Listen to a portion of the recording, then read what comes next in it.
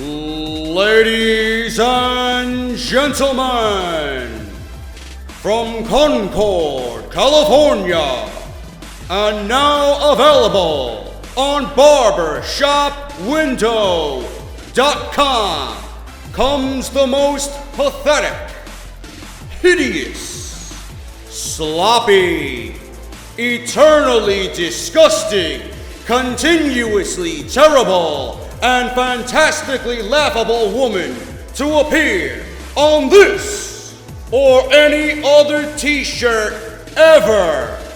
Treat yourself to all red everything. Get off my TV, Eva Marie.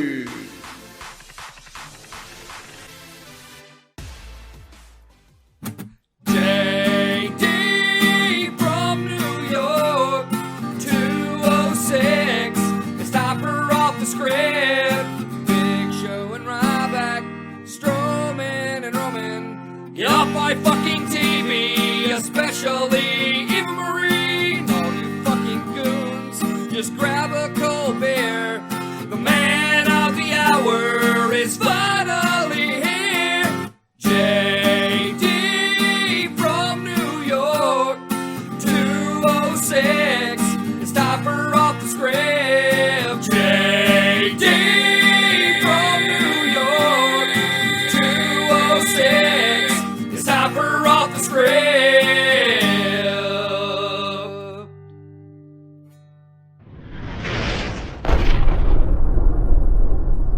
What is going on, guys? JD from New York here.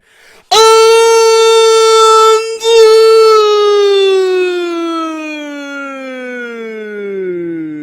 this is the #1 fucking podcast in your subscription boxes.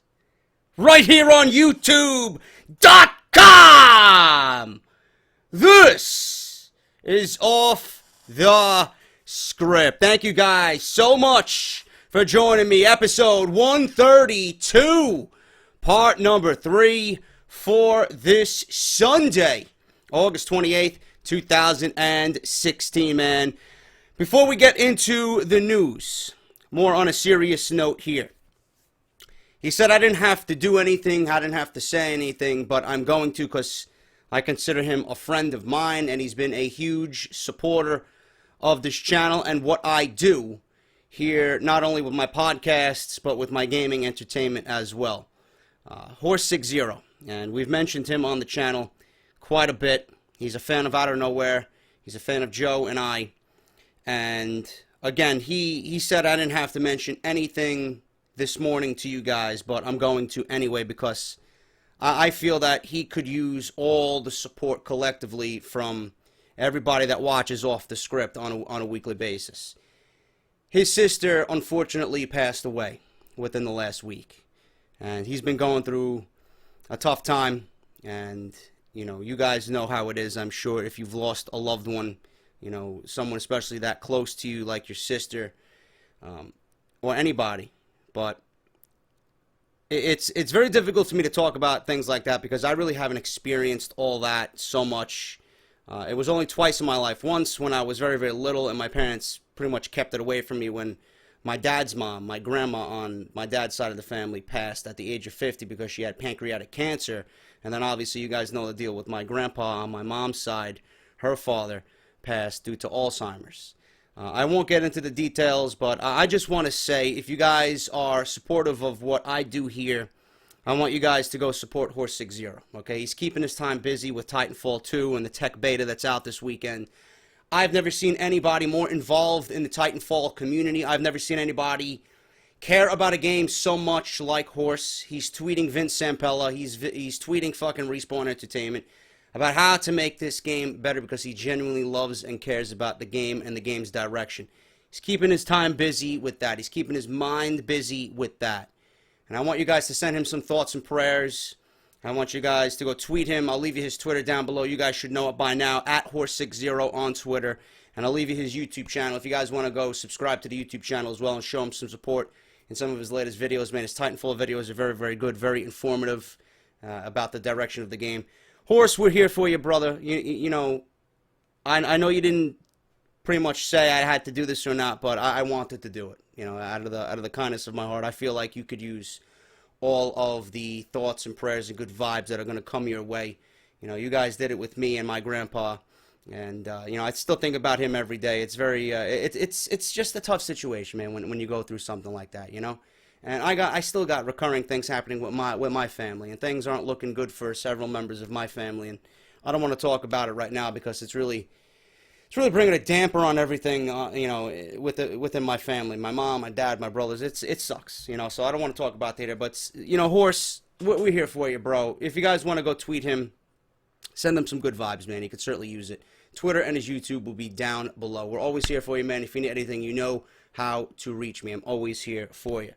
Thank you guys so much, man. Episode 132, part number 3 of Off the Script. If you guys have not gotten your Eva Marie t-shirts, man, they are now available via barbershopwindow.com. Link is down below in the description. Or you could go to the website, barbershopwindow.com. You're going to see the little tab that says wrestling t-shirts. You're going to see something that says official partners. And then you're going to see our podcast right there, man, Off the Script. We are an official partner of Barbershop Window. The Eve Marie t-shirt is now available, $19.99. They ship worldwide, so no matter where you are, you can represent. Mirror, mirror on the wall, who is the most disgusting in the ring of them all? Eva Marie. Get Off My TV version 4 available right now. If you guys want the Roman Reigns t-shirt, it's there. If you guys want this one here with the 4 goons, it is available right there as well, $19.99. The original Big Show t-shirt, the original prototype, first ever Get Off My TV, is still there. It will be there forever. And you guys got the gray logo Off the Script t-shirt as well. The logo of this podcast with the microphone on a gray t-shirt. And the Goon City t-shirt is there, man. That seems to be a lot of people's favorites as well, man. The Goon City t-shirt, all available, $19.99. They ship all over the place, man. So go get yours today. Follow me on Twitter at JD from NY206. Subscribe to the YouTube channel. You guys know the deal about that, JD from NY206. But if you're not subscribed here, I don't know what the fuck you're waiting for, bro. I really don't. If you guys want to pledge to the channel, if you guys want to pledge to the cause and support, you guys can do so at patreon.com. That is patreon.com/JD from NY206. Go on there, read the mission statement, read what I'm about and what I'm doing and why I'm doing this and where I want to go. You guys are kicking ass, man. We finally broke that $1,000 threshold. You guys are fucking unbelievable. I owe each and every one of you a fucking round. Still got to get around to fucking mailing the t-shirts out. I'm just going to start mailing shit out, man. I'm just going to start mailing shit out. But that is the case right now. Patreon.com/JD from NY206. Go on there, read the mission statement. If you guys want to pledge, it is never an obligation. If you want to do so, it is there for you to take a part of, man. Thank you to everybody that has pledged. My friends over at WrestleCrate.com, WrestleCrate.com, and on Twitter at WrestleCrates, the #1 pro wrestling-based subscription service delivered to your front door. We should be getting one this week, hopefully, for an unboxing next weekend. Exclusive merchandise in this month's crate. I'm hearing that it's going to be an exclusive limited edition, 1 of 3, and over the span of the next 3 boxes, we're going to be getting limited edition merchandise, man. I can't wait to see what Ed and the gang has going on over there. That's WrestleCrate.com, and on Twitter at WrestleCrates. Use the coupon code JDSENTME for an instant 10% off. I'm not going to lie to you guys, Loot Crate has approached me about partnering with them as well for their WWE crate. I got to talk to WrestleCrate and the guys over at WrestleCrate to see if that's going to interfere with my business with them, because they will be my first and favorite pro wrestling based subscription service. But if I can make a little bit more extra money on the side with Loot Crate and doing business with those guys as well, and kind of cross promote both, man, we could probably make a fucking series out of it. Loot Crate WWE versus WrestleCrate each and every month, man, right here on Off the Script. So I got to see what's going on with that. But Loot Crate did come to me and ask me to partner with them for their WWE themed crate every month, man. So we'll see what happens with that. I just want to let you guys know what's going on with that. I want to make sure everybody is aware, and I'm not hiding anything from anybody, because we are a honest, truthful channel here. We don't bullshit. I let you guys know literally everything that is going on right here with what I'm doing in the business that I am conducting. What else do we got, man? Let me read my notes. Do I have anything else here that I got to go over before we get into the fucking news? I don't think so. Pretty much, if you guys want to check out the WWE 2K16 video that I did, man, doing exceptionally well. The finals of my King of the Ring tournament, I made it as epic as possible. AJ Styles versus Sami Zayn. Make sure you guys go check that out. Show some love and support to that. And if you missed Off the Script this weekend, man, episodes 132, part 1 and 2 will be linked down below in the description. If you guys missed any of that, go check that out after the fact, after you watch this one. I'll leave an annotation in the screen as well right now for you guys. Top story today, and I seen this last minute, and you know I have to talk about it because I love what he's doing, man. TNA is producing Final Deletion Part 2. This is fucking exciting news, man. This is very exciting news. Let's talk about this, man. TNA producing Final Deletion Part number 2. It appears the Final Deletion, love it, was not so final after all. According to a report from PW Insider, TNA has prepared another Final Deletion. You fucking ants. You obsolete mules. TNA has prepared another Final Deletion match that will be airing soon on Impact Wrestling. The match will feature the team of Broken Matt Hardy and Brother Nero, Jeff Hardy, versus Decay, Abyss, and Crazy Steve, and will be known as Delete or Decay. The original Final Deletion was a match between Broken Matt Hardy and Jeff Hardy, Brother Nero, which was filmed at Broken Matt's compound in Cameron, North Carolina. It has been one of the most talked about matches of 2016, and features some absolutely bizarre moments. Some examples include Jeff performing a swanton bomb off of a tree onto Matt Hardy in the ring, in which Jeff absolutely almost killed himself because I don't know whether he hit Matt or hit the ladder coming down more. I don't know. But Matt was also shooting fireworks at Jeff while he hid behind a dilapidated boat. Skarsgård. The emergence of Jeff out of a body of water, and in a willow garb, Jeff missing a swanton bomb off a flaming cross, and much more. Final Deletion 2 was recently filmed over the course of a few days at Matt's compound. TNA has apparently upped the budget that they allocated for the first Final Deletion, as the ratings for the show in which it aired were the highest since the debut of Impact Wrestling on Pop TV earlier this year. I need to be honest with you here. I haven't watched much of TNA since the first Final Deletion. I have not. And, I might be the one who is at a loss here because, everything that I hear coming out of TNA is that it's good, it's good, it's good. I watch so much wrestling during the week that I honestly, it's overkill for me if I do another night of wrestling. I'm glad that TNA has moved to Thursdays, and it gives me the opportunity to watch. But by the time, especially this week was absolutely killer. We had SummerSlam, which was almost 5 hours, sleep-inducing 5 hours, and then you had Monday Night Raw, which was 3 hours, SmackDown, which was 2 hours, NXT, and then the Cruiserweight Classic, which is another 2 hours. That is a lot of wrestling over the course of a week. Minus a pay-per-view week, you still got Monday Night Raw at 3 hours, and that is a massive struggle to get through. I wish Monday Night Raw was fucking deleted on Monday nights. Half of it anyway. SmackDown is 2 hours, then you got the Cruiserweight Classic and NXT, and some of you guys even watch Lucha Underground on Wednesday. I don't even watch Lucha Underground. And then you got TNA on Thursdays. It's a lot of wrestling during the week. For the Final Deletion 2, I am going to do what I can to pretty much get caught up to speed with what I got to know about Broken Matt and Broken Jeff. Apparently now, Brother Nero has become broken. And I've seen some clips on YouTube. I've seen things here and there. Me and my brothers, are absolutely loving this gimmick and this character from Matt Hardy.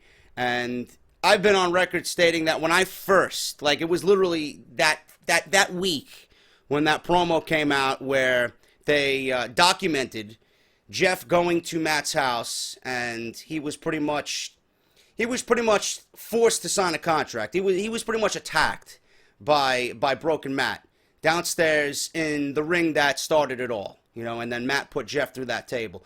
I laughed at it. I'm like, what the fuck's going on, man? I'm a traditionalist. I loved the Hardys. I wanted the Hardys to remain the Hardys, and I wanted them to make one final run in the WWE. As the weeks went on, I realized that, you know what, this shit is working. This shit is absolutely some of the best shit that I've seen. And I've been on record stating that Matt, and he even says it too, you know, Jeff had the it factor. Everybody flocked to Jeff as being the one Hardy that had it all. He had the charisma. He was the most popular. He was the one people wanted to see. Now the roles they've been reversed. The roles have been reversed. If you don't like Broken Matt, you gotta at least appreciate the hard work and the character development that he's put into this thing. You know, everywhere he goes, he's in character. Everything that he's come up with, obviously, this is not something that you're listening to and he came up with off the top of his head just one day. You know what, I'm going to do this, and this. This looks like it was planned. This looks like there was a lot of thought going into this. You got to appreciate what Matt has done.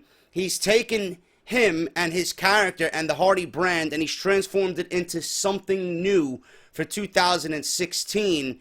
And it's honestly become the most popular thing in all of wrestling.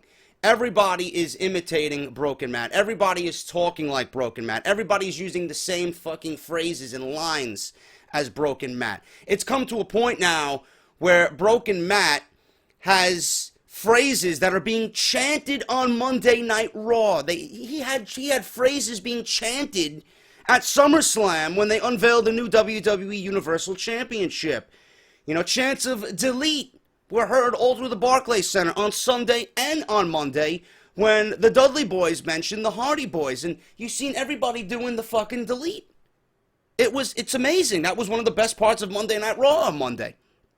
And just by looking at that, you know when Vincent K. McMahon comes and approaches Broken Matt for a contract when his contract is up, there's no doubt in my mind that McMahon is going to sign Broken Matt and Jeff when their contracts are up, because this thing right now, whether McMahon wants to believe it or not, is the hottest thing in wrestling. And you know when McMahon wants something, he's going to go out and get it. He might not fully understand it right now, but when he looks at Matt and he looks at Jeff and he sees this broken gimmick that they've been going on and on with in TNA, you know that he's going to bring them into WWE.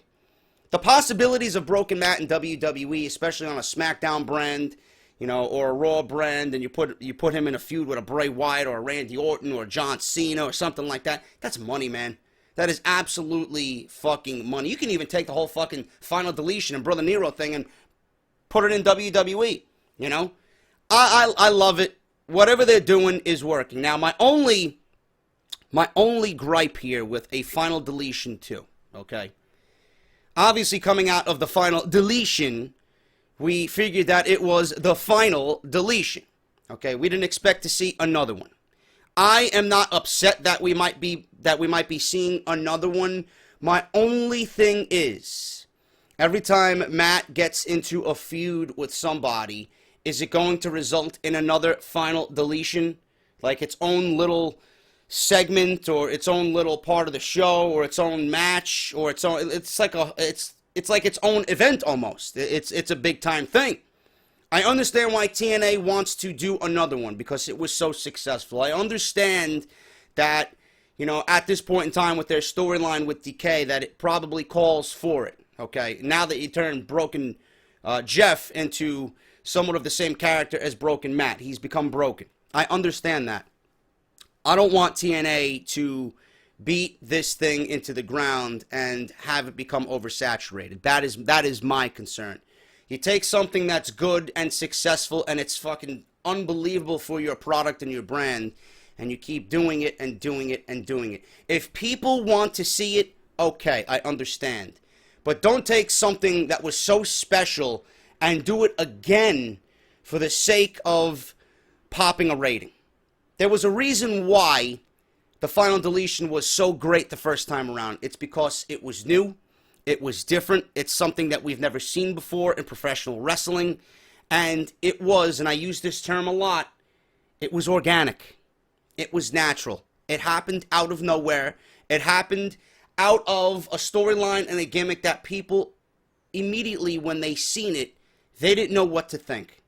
People automatically put it down, and it grew on people, and it grew on people, and it grew on people, and it grew into something that is probably the best thing that TNA has done all year.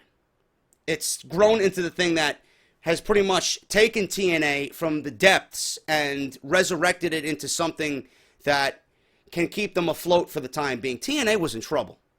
And Broken Matt, with this gimmick, has resuscitated TNA. And that's the truth. And with the Bound for Glory playoffs coming up and happening right now, and the Bound for Glory pay-per-view coming up, I would put the title on Matt Hardy, to be quite honest with you. If he has done all of this to help this brand get back into the public eye, and people are talking about TNA more now than I can ever remember, I would put the title on Broken Matt. Not only does he deserve that chance, but honestly, for someone to pretty much take this gimmick and turn it around into something that has everybody talking about TNA, not only that, he deserves it. He needs to be rewarded for his efforts. That's just the way I see it. That's the way I would do it. I don't see anybody more popular than Broken Matt in TNA. Why would you give the title to anybody else? Why would you keep it on a Bobby Lashley? Why would you give it to an Aaron Rex? Why would you give it to an EC3? Why would you give it to a Drew Galloway? You don't do that. You reward the one guy that it's been working his fucking ass off, and that's taken this product and this brand back into the public eye, that has literally everybody talking. Ever since the Final Deletion first one stopped airing, people are still talking about that episode of TNA Impact. He's got to be rewarded. That's what I would do. But I don't want TNA to beat this thing into the ground. I don't want them to overdo the Final Deletions when necessary. Obviously, with this and Matt becoming, even more popular, and Jeff now becoming broken, they're going against Decay, Abyss, and Crazy Steve. It will be known as Delete or Decay. I am okay with that. I just don't want TNA to take something that was so organic and natural and great the first time around and do it again and again and again for a mere cheap pop in the ratings. I understand why they're doing it. I don't want them, and I've seen this happen many times with many organizations, especially WWE. They take something that is so great and they beat it into the ground, and it just loses flavor. It loses popularity, and it's not fun anymore. I don't want that to happen here. I really don't, because this has a massive longevity if they want to play it correctly.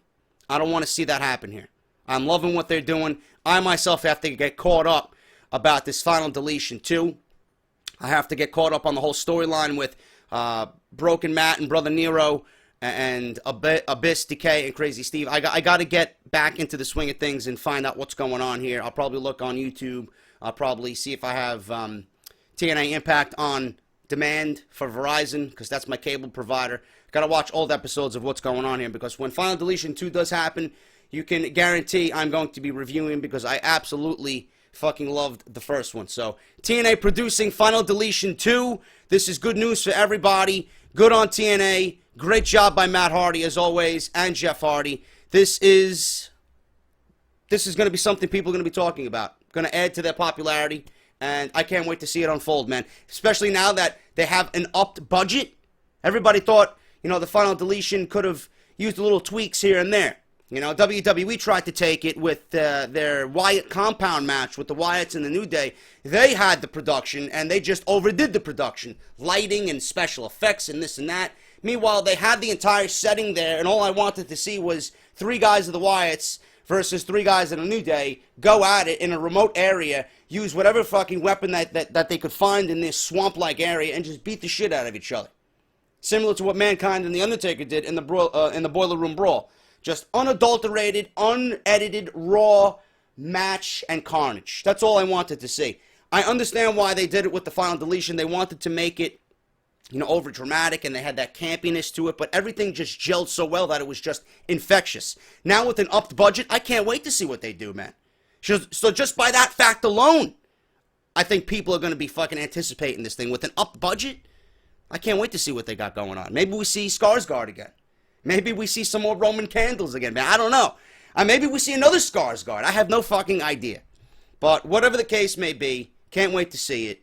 It's going to be great, and good on TNA, man. I'm glad that this is happening. It's just refreshing in a world of professional wrestling right now that has become overwhelmingly stale. You know, there's not a lot of excitement going on. It's very hard to find excitement in professional wrestling right now. And you might find that hard to believe with what WWE's doing. They got the draft and the fucking brand extensions, and they got 2 brands and all these new titles, all this new talent. It still feels underwhelming to me. Everything just feels underwhelming. But here you have Matt Hardy and Jeff Hardy producing a fucking Final Deletion 2 with Jeremy Borash, and people are going to be talking about this for months and months and months. And this is new and exciting.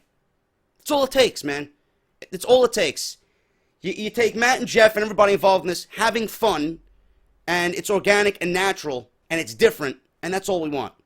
That's all we want as wrestling fans. You got to commend them. You honestly got to fucking say, you know what? Great job. Can't wait to see it. Charlotte reprimanded for her SummerSlam match with Sasha Banks at SummerSlam, man. I don't know what's going on here, but according to reports, SummerSlam, Charlotte made history when she defeated Sasha Banks to become the women's champion for a second time. At the conclusion of her match, many people on social media were flabbergasted by Charlotte's performance, saying that there were several botched spots and that she could have seriously injured Sasha Banks. WWE officials apparently agreed with the outcries of the internet. It should be noted that Banks was, in fact, hurt going into the match, and that she had been removed from several upcoming WWE Live events to deal with these nagging injuries. In other good news, Banks won't be needing surgery to recover and will be back in the ring sooner rather than later. The fact is that wrestling is a dangerous profession. We all know this. You get into the ring, anything can happen. Nothing is guaranteed.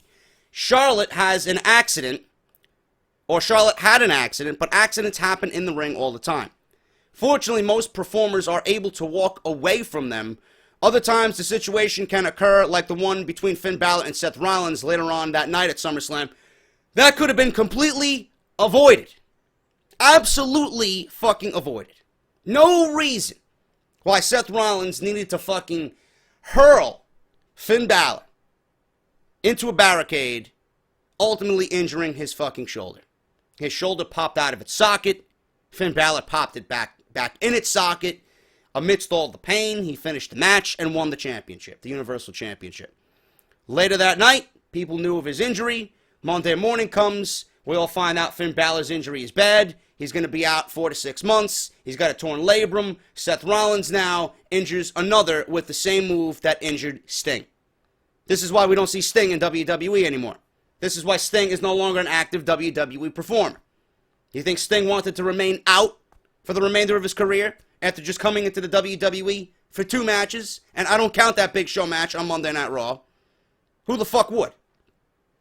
You had one against Triple H and then one against Seth Rollins. I wanted to see more of Sting. I was hopeful that at least we would have a tease of a Sting versus Undertaker match at WrestleMania. Not going to happen anymore. Because Seth Rollins used that fucking powerbomb. Gotta be banned. In an arsenal of moves that Seth Rollins possesses, he keeps going back to that one. Obviously, it has not worked. You took out a fucking Hall of Famer, one of the greatest of all time, and you took out the face of the new era, someone who WWE had put all this money and time into to make the face of the new era of WWE. Wins the title, gotta forfeit it the next night. That's not a move I want one of my guys continuing to do.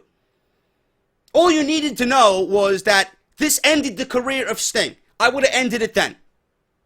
I don't deem Seth Rollins unsafe in the ring. I don't deem Seth Rollins risky in the ring. I don't deem him as a bad wrestler. I think Bret Hart, with some of his accusations against Seth Rollins, has gone a little bit overboard. You know, not everybody can be Bret the Hitman Hart. Bret Hart has stated 25 years he hasn't injured one man. And I understand that. Not everybody's Bret Hart. There will never be another Bret Hart. He went into the ring and stated that I respected the career and the life of the guy I was in the ring with. You have to protect them. You have to protect them. Your job in that ring is to protect your opponent. I understand that. Bret did an absolutely unbelievable job. One of a kind. There'll never be another Bret the Hitman Hart. Seth Rollins is not Bret Hart. Seth Rollins is not going in the ring to intentionally hurt anybody. You know? Seth Rollins also wrestles a different style compared to Bret Hart. Bret Hart was a technical masterpiece. Bret Hart wasn't doing fucking planches and fucking falcon arrows and 450 moonsaults off the top rope. Seth Rollins has so many moves in his arsenal. Why he continues to go to that one move that you know will always be risky. Every time Seth Rollins does a fucking power bomb, I hold my breath and we hold our breaths collectively because you don't know what the fuck the outcome is going to be. You got to get rid of it. You got to get rid of it. I think this one opportunity now, with Finn Balor being out, you got to really sit down and rethink your strategy. Why are we doing this move if it's only going to injure and injure and injure? Who's the next to be injured from a fucking buckle bomb or a power bomb on a barricade? You know? Maybe it could have been avoided. The move shouldn't have been done to begin with. Maybe if Seth Rollins was a little bit closer to the barricade and power bombed Balor on the barricade where his lower back was the focal point of that move, instead of fucking throwing him like a fucking bow and arrow into the barricade, and there was no way he was going to walk out of that unhurt. His shoulder just completely buckled on that barricade. You knew something was going to be wrong after that move was completed. You got to get rid of it. I don't give a shit. Seth Rollins has more than enough in his arsenal to pretty much give us a 5-star match any given night of the fucking week. You don't need to rely on a move that is just going to injure and injure and injure top guys. And this is not like where, you know, okay, we can brush this off. This is in the midst of a brand extension, and there's nobody to replace Finn Balor. That's -1 off your roster. You can't go to Smackdown and be like, oh, yeah, okay, we'll take this guy and put him on Monday Night Raw. You can't do that. You can't do that now. Now you are -1. You are -1 of a top face. You are -1 of a top tier talent. And -1 of somebody who was going to be a huge focus for the WWE. Is it worth it? No. No. Get rid of it. And I needed to say that because I'm not going to really report that anywhere on this entire show all weekend long. I am not talking about Finn Balor being injured. We talked about it. You guys know he's out. I just needed to get that out there because it kind of plays a role here in people being injured. And that's the first thing people are thinking about right now. Balor is injured. Sasha was injured going into this match, but when isn't she injured? It seems like every time we talk about Sasha Banks, she needs to recover from nagging injuries, you know? So she'll be back in the ring sooner rather than later. Wrestling is a dangerous profession. Charlotte had an accident. Accidents happen. Fortunately, most performers are able to walk away from them, and you guys know what happened to Finn Balor. In extreme cases, accidents in the ring are much more severe. It goes without saying that protecting your opponent is one of the top priorities in the ring, a.k.a. what Bret Hart has been talking about for the last 4 months when it comes to Seth Rollins. WWE officials came down so harshly on Charlotte because Banks was already suffering from nagging injuries and that they were strapping the WWE Women's title back onto her, which made the botches in the ring look even worse. It's unfortunate, but no fines or other punishments have been dished out as of this report, and Sasha Banks wasn't injured further during the match. Charlotte hasn't built up a reputation as a poor worker in the ring. On the contrary, it's been the opposite, that she is one of the best, if not the best female workers in the WWE, which also makes her one of the best workers in the entire company. Whatever the move that was botched by Charlotte at SummerSlam, it was obviously complex, so it seems like she took her lashings and everyone should move on sooner rather than later, as long as Charlotte doesn't make the same mistake twice. There was one move in that match, and I don't know what move they're talking about, but it was as if, I think Charlotte had Sasha up in a razor's edge-like position on the second turnbuckle, and, you know, Sasha loving Eddie Guerrero, and Eddie Guerrero documented as her favorite wrestler of all time. She tried to do an Eddie Guerrero-like maneuver or something to pay homage to Eddie Guerrero. She tried to turn the razor's edge into, I believe, a Hurricane Rana off the top rope, or off the second rope. And it just didn't look pretty. It looked very sloppy. I'm assuming that's what they're talking about, because I don't recall anything else, in that match really being that botched. It was sloppy. You seen that it wasn't as good as what they gave us on Monday Night Raw. I don't know what happened from Monday Night Raw all the way up to SummerSlam. Maybe, something happened on the road between both women. Maybe something happened on the road where Sasha Banks got hurt a little bit, and those nagging injuries came back to haunt her, and she couldn't have that match at SummerSlam that she wanted. I don't know, but I'm assuming that it was that razor's edge-like move off the second turnbuckle. WWE programming will continue, but there are a lot of possibilities now that Charlotte is back on top of Raw's women's division after Bayley debuted on Raw this week. The expectation is that she is going to be set up as the foil for Charlotte. If she's going to be the top heel in Raw's women's division, then Bayley is going to be the top face in the absence of Sasha Banks in WWE. Bayley versus Charlotte has a lot of history from NXT, so that will translate to WWE television. The WWE Universe and WWE officials have embraced Bayley since her WWE debut on Raw, which includes Vince McMahon.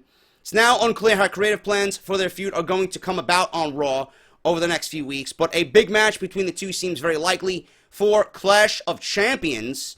WWE's grand plan could see Bayley win the Women's Championship sooner rather than later. So we will see what happens with that. But Sasha, listen, get back 100%. She's going to be out a month. She's not going to require surgery. Bayley's up. She's going to be keeping Charlotte busy. And then when Sasha gets back, you're going to have a triangle of matches, which I already stated. I don't have a problem with that, man. Bayley can keep Charlotte busy. Sasha get well, 100%. Hopefully she comes back injury-free. And the matches that we're going to get out of all three women, it's going to be great, man. I don't think anybody's going to be complaining. I don't think Charlotte is a dangerous worker. I think they try too hard in the ring, whereas they don't have to do so much to have a great match. I've never seen Bayley and Sasha really go out of their way to do something that's so ridiculous in the ring. Everything was kept very simple.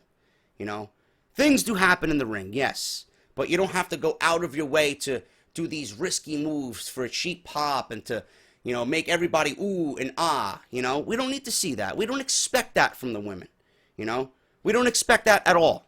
Give me what we seen on Monday Night Raw. That Monday Night Raw match between Charlotte and Sasha was fantastic. There was really no high risk in that match besides Charlotte doing a fucking moonsault off the top rope to the outside. That was it. It was a just damn good match between two great women wrestlers for a title, which ended up being a great moment. You don't need anything more than that. So don't try so hard. It might come off a little bit better. This one is a little bit interesting here, man. The Headbangers. The Headbangers. Remember them? Yeah. Thresh and Mosh. They're returning to Smackdown Live. I don't know whether this is the fucking Attitude Era or the New Era. It was announced this week on SmackDown Live that the brand will be adding an exclusive set of tag team titles to their show. The first champions will be crowned at Backlash on September 11th. It appears that we might be seeing a team from the past coming back to claim those titles. According to a report from ProWrestlingSheet.com and Ryan Satin, the former WWE tag team known as the Headbangers will be making their return to the company this Tuesday night.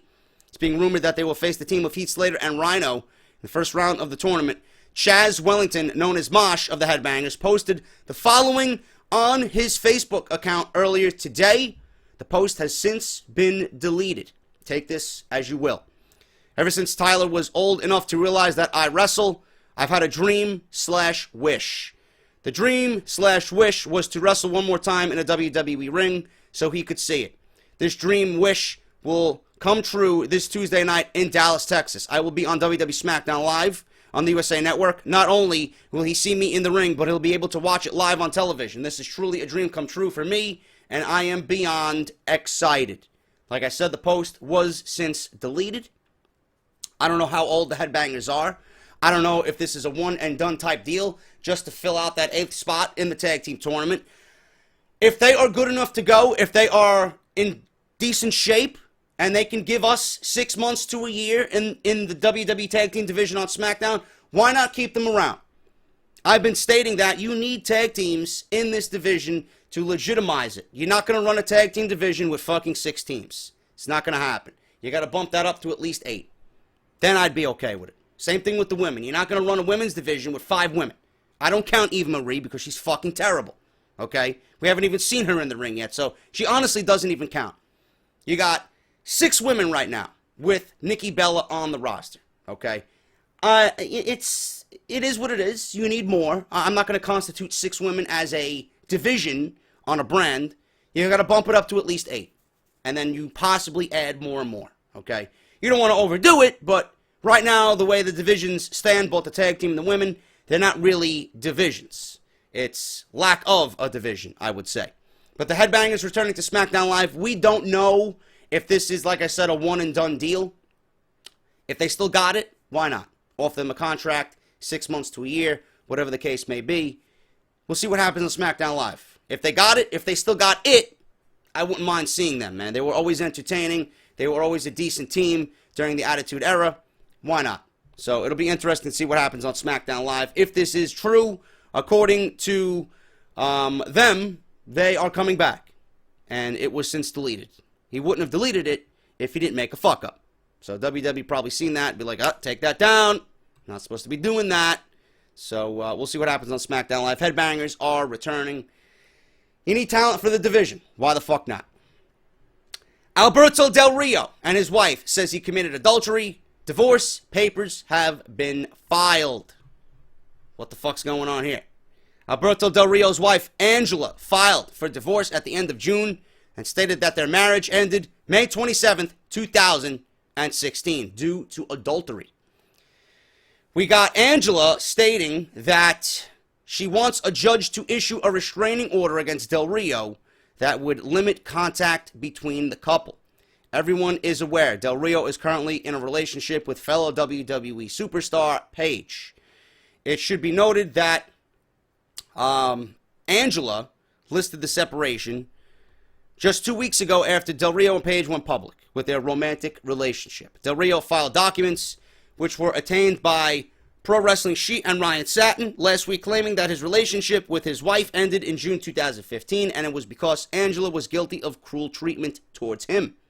Del Rio told his lawyers that he and his wife married in Mexico. He filed for a divorce there last month. Del Rio's lawyers believe that the country should have dominant jurisdiction over the proceedings, and they requested that his wife undergo a psych evaluation.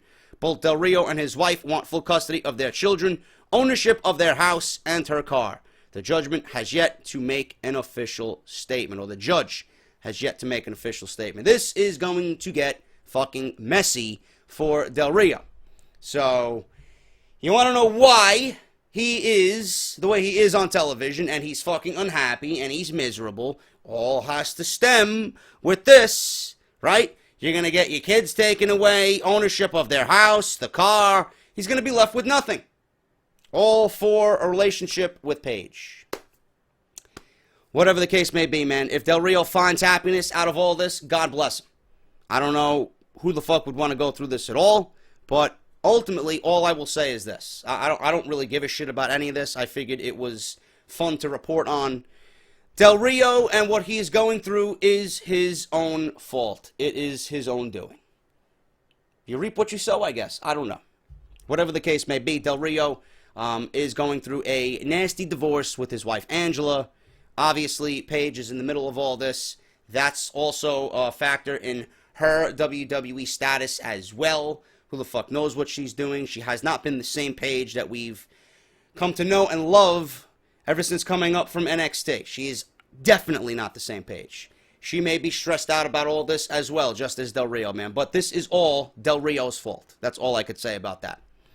Samoa Joe. He's got an injury, and it has been confirmed. Samoa Joe confirmed what everybody's been talking about on Sunday morning following NXT TakeOver Brooklyn regarding a possible injury at the pay-per-view. Following his match with Shinsuke Nakamura, the referee held up the X sign to signal for trainers to come down and check on Joe. The referee and trainers walked up the ramp with Joe after the show, and the show went off the air. It looked like Joe hurt his jaw after being nailed with a hard knee from Nakamura. Joe confirmed that he had his jaw dislocated, and he is looking forward to be cleared soon. We wish Joe a speedy recovery. That was a very, very stiff sequence of events, man. You had the Kinshasa or the half Kinshasa. He didn't get all the momentum that he usually gets, Nakamura. He did that one Kinshasa, which Joe kicked out. Nakamura went up to the second turnbuckle with a huge flying knee to the back of the neck. That leveled Joe. And then another fucking Kinshasa, which probably did him in. And that's what probably broke his jaw. I wouldn't be surprised if Samoa Joe had a fucking injury coming out of that match. Man, Nakamura is no fucking joke. But Joe will be cleared again. I believe Joe will be getting another rematch with Nakamura at the next TakeOver. And then we will see Joe to the main roster. I think Nakamura is going to carry that brand all the way up until WrestleMania season, and then that's when we see Nakamura be promoted to the main roster. But I think Nakamura is going to go one-on-one with Hideo Itami eventually. We're going to have this small feud between Austin Aries and Hideo Itami. I think Nakamura is going to get Joe one more time, possibly in a stipulation match, because he's going to be granted his rematch for the title. Always happens. Nakamura is going to win. Joe's going to advance to Smackdown, and then Hideo Itami is going to slide right into that number one contender spot. I think we will see Nakamura versus Itami main event NXT for the rest of 2016 going into 2017. What else we got here, man? Last thing I will talk about here. Backstage details behind decision to pair Sami Zayn and Neville together. Okay, we all love Neville. We all love Zayn. We want to see them in a more prominent role on Monday Night Raw. People have been talking about maybe you can move Neville to the Cruiserweight division. Maybe you can move Sami Zayn to the Cruiserweight division. I don't like that, and I don't want those two guys having that stigma held above their head. Okay, yeah, they're good enough to win the Cruiserweight Championship, but they'll never amount to anything on the main roster. No. I don't want someone who I could see as a world champion on Monday Night Raw and Sami Zayn competing for the Cruiserweight Championship. I think Sami Zayn is worth and deserving of so much more than that. According to Ringside News, the WWE is continually looking to beef up their tag team division, and that may lead to more tag team matches with Sami Zayn and Neville on the same team. Coincidentally, I joked around in 2K16 on PS4, and I actually had these two as a tag team called High Energy. I don't know, man. They do good. Listen, they do look good together. Not taking anything away from them, but do we want to see them in that role? I don't know. If you recall, Neville recruited Sin Cara several weeks ago in a match against the Dudleys, but now that it seems to be more of the one-off deal than this pairing with Zayn, the two babyfaces were still victorious at SummerSlam as the Dudleys continued to have issues in the ring, leading to what many believe was going to be a split-up of the team, and Bully Ray coming out, and Bubba Ray going on his own with a new character, Devon going I don't know where, but we've seen on Monday Night Raw that the Dudleys somewhat walked away from the WWE. If WWE wanted to continue to bolster their tag team division, it might make more sense to keep Bubba Ray Dudley and Devon together. But if they did end up splitting up, a new team appears to be waiting in the wings to help the division continue in the short term. If the plan is indeed to continue with Zayn and Neville as an official tag team, then the move to get them on SummerSlam makes sense, because they were put in a pre-show match with the Dudleys. But if the main goal of the match was to continue the Dudley dissension, then Sami and Neville were just pawns. That's all I think it was. I don't think this is going to born a new tag team at all. I honestly think you need Zayn and Neville for the main roster as individual solo stars. As previously alluded to, the finish of the 12-man tag team match on the kickoff show saw Jimmy Uso steal the pinfall victory from American Alpha after making a blind tag to Chad Gable. This was likely to set up the turn of the Usos, turning them heel, as the WWE needs to establish a team to give Jordan and Gable their first significant main roster feud. That's all on SmackDown Live, though, as Zayn and Neville face an uphill battle on Raw, where the division is loaded with popular teams. What makes this pairing even more difficult to some fans to swallow is the fact that Sami Zayn is coming off a top-notch match at Battleground, where he and Kevin Owens were booked in a grudge match that was billed to bring finality to a feud that has spanned many years and many different promotions. Wrestling pundits and fans alike argued that their match was the best on the card that night and one that Zayn won. Owens rightfully moved in a new direction alongside Chris Jericho, but nothing of significance was waiting for Sami leading into the second biggest show of the year. We may not have to wait very long to find out whether this tag team of Zayn and Neville have a long shelf life. The Cruiserweight division is set to debut on Raw in September, and there have been rumblings going around that Neville may be placed at the top of that group as the company is looking for a standout star to carry that division. Both Sami Zayn and Neville are former NXT champions, but now they find themselves linked for no other reason than the creative team couldn't find anything of relevance for them. Bullshit. Absolutely bullshit. Funny thing is, I tweeted right after Finn Balor lost the Universal Championship. I tweeted that, you know what? If you're looking for a top face and you don't want to do the fucking thing that everybody should be thinking of, or do the thing that WWE Creative should have done, is bring Rollins out as a face when they had the chance and turn Roman heel. They didn't do that. They continued with Roman being this fucking face, and I use the quotation fingers. He's not a face because nobody fucking likes him. Nobody wants him. Nobody will accept him. Rollins is a baby face. Yes, he's got everything you need as far as a heel goes. He's got the heel mannerisms and the fucking laugh that I absolutely love. But Rollins was ready to be cheered when he came back from injury. That happened. WWE said, nope, not what we want. We want to continue shoving Roman Reigns down our throats. And that's what they gave us. So now they have no top face. Roman Reigns is not going to be that top face. And they legit have no top face for Monday Night Raw. They had it in Finn Balor before he foolishly got hurt from a move that should have never been executed. So who are you going to replace as the top face on Monday Night Raw? And I tweeted, as the tweets were being sent out by Mick Foley, well, Finn Balor's got to forfeit the Universal Championship. I said, you know what? Why don't we nominate Sami Zayn? Why don't we nominate Sami Zayn to compete for that title?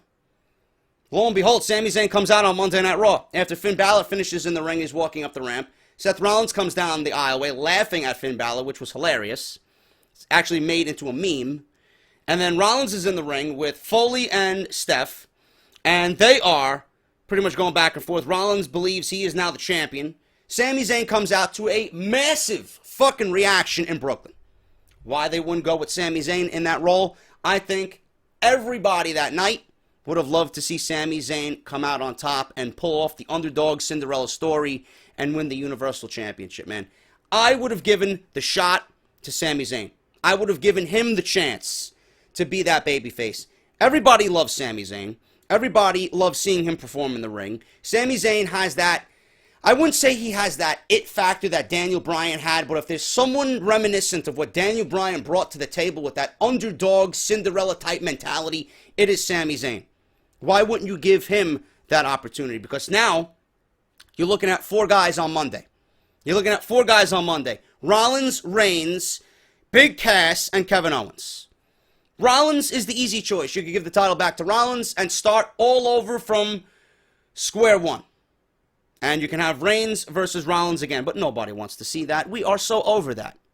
Nobody wants to be nauseated and bored with a feud that we couldn't wait to be over. We don't want that. If I was WWE, I wouldn't give it to Rollins. Big Cass is certainly not fucking ready. And Roman Reigns would be the biggest fucking failure as a champion. Nothing will change.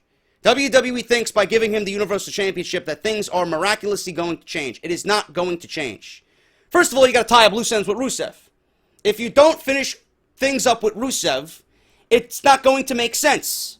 Rusev needs an opponent for Clash of Champions. Rusev continues to fucking banter and bitch about the honor of his wife. He's gotten injured storyline-wise from Roman Reigns because he came out wearing black fucking tape around his ribs. Rusev's not going to want revenge. I see Rusev interfering in the match on Monday, costing Roman Reigns the title, and then continuing their feud at Clash of Champions. Ultimately making Kevin Owens the WWE Universal Champion. Why do I pick Kevin Owens? Because Kevin Owens, on the main roster, Samoa Joe is the best heel in the company. But on the main roster, nobody has done the job of Kevin Owens. Kevin Owens has come so far from when he first debuted, man. People love him. People give him a crazy reaction every time he comes out. People want to see him. People want to see him succeed. He's one of the more popular WWE superstars in the entire company. Why don't you, this time, reward hard work? Rollins is the easy choice. You could give the title to Rollins anytime you want. We know he's number one in the company. He's the number one draft. He's the number one fucking pick. He's the number one guy in that company. There is nobody else right now besides Seth Rollins. Why don't you reward someone who's been busting his ass to get to the top of the mountain? If you give Kevin Owens the Universal Championship, you will not only make people happy, but you will solidify another talent to the majority of the people They will now see Kevin Owens as a top-tier talent, whereas a few weeks ago, they did not. It makes sense. Cass is not ready. Roman would be a failure. WWE will have a shitstorm on their hands if they gave it back to Roman. But I don't think it's happening. If WWE is that fucking blatant to forget about a Rusev storyline that's not even finished, it didn't even get started yet. Don't even do it. Don't even think about it. Give it to Rollins, you can give it to Rollins anytime. But then if you give it to Kevin Owens, my question is, who do you have him feud with? I don't know. Sami Zayn. Perfect opportunity to continue Sami, Zayn, and Kevin Owens. I wouldn't mind that at all. I wouldn't mind that at all until Finn Balor comes back. A couple of months with them. You want to throw Jericho in the mix? You want to throw Rollins in the mix? You want to throw Reigns in the mix? I don't give a fuck. Kevin Owens needs to be rewarded for what he has done. It's about time WWE says, you know what? Instead of the political bullshit, instead of making a colossal mistake with Roman Reigns yet again, seeming that they never fucking learned their lesson, you should have learned the lesson from last time. Obviously, the guy is not ready to be put back in that position. Trust cannot be attained after failing a drug test 30 days after this guy comes back. You can't do it. You can't do it. Roman Reigns should not be given that much trust. He should not be given that type of treatment yet. Keep him in the mid-card. Keep him in the mid-card. I think a feud with Rusev would be better than making Roman Reigns the Universal Champion. Reward Kevin Owens. It's about time hard work and a champion of the people is rewarded. I think Kevin Owens is walking out the WWE Universal Champion. That's all I got, guys. Thank you so much for Off the Script today. Sorry that it was late. I slept in, man. What the fuck do you want from me? I'm tired, okay? I'm tired. But whatever the case may be, you guys are getting it. And thank you so much for listening to me this weekend. There might be a part 4. If I'm up to it, if I could get some news together, there will be a part 4 for Monday of Off the Script. Until then, guys, thank you so much. Let me know what you think down below. Hit that thumbs up if you did enjoy the video. Check out the description for everything you need, man. Patreon, T-shirts, Barbershop Window, Wrestle Crate, Twitter. Subscribe to the channel, man. Thank you guys so much for everything. I'll be back more than likely with a part 4. Until then, I am JD, and I will see you all on Monday morning for part 4 of Off the Script.